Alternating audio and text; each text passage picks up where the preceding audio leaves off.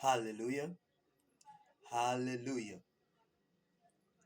Hivyo Isaya sura ile ya 55 mstari ule wa 8 hadi wa 9 na Warumi sura ile ya 11 mstari wa 33, tunapoisoma tunapata kutambua kwamba kwa sababu njia za Mungu au mikakati ya Mungu iko juu sana kuliko ya kibinadamu au mikakati ya watu. Hii ina maana ya kuwa si kila jambo Mungu afanyalo linaweza kueleweka kirahisi kwetu sisi binadamu.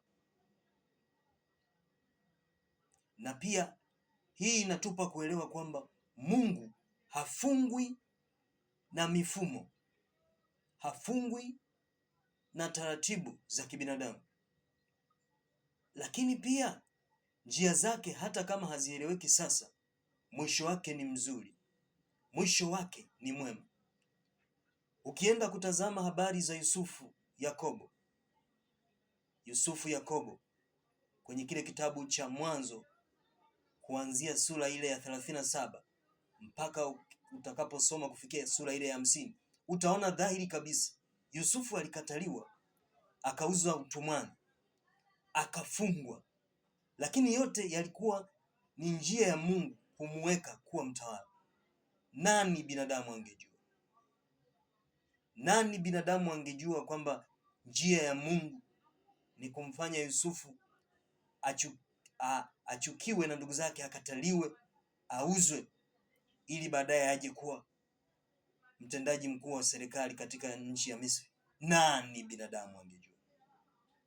Njia za Mungu hazichunguziki, watu wa Mungu. Njia za Mungu hazichunguziki, mtu wa Mungu. Ni namna ya ajabu sana.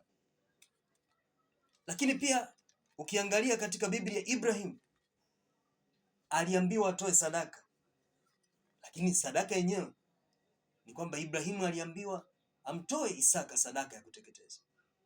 Kibinadamu haikueleweka kabisa, lakini Mungu alikuwa akijenga imani na utii, na mwisho wake Ibrahimu ukawa mwanzo mkubwa mno wa baraka tele za utajiri wa kwake Ibrahimu. Nani binadamu angejua? Ni nani binadamu angejua kwamba kule kuamini kwa Ibrahimu na kumtii Mungu kwamba acha nimtoe mtoto wangu wa pekee, tena mtoto mwenyewe wa uzeeni, mtoto mmoja, nimtoe niomboleze msiba. Nani angejua kwamba kutii kwa Ibrahimu, kuwa tayari katika hilo kwa Ibrahimu, kwa sababu alijua kwamba Mungu mwenyewe ndo amempa, akaamua kutii. Nani binadamu angejua huo mkakati wa Mungu ingekuwa ni njia ya kumfanya Ibrahimu kuwa tajiri na mmiliki mkubwa? Nani binadamu angejua?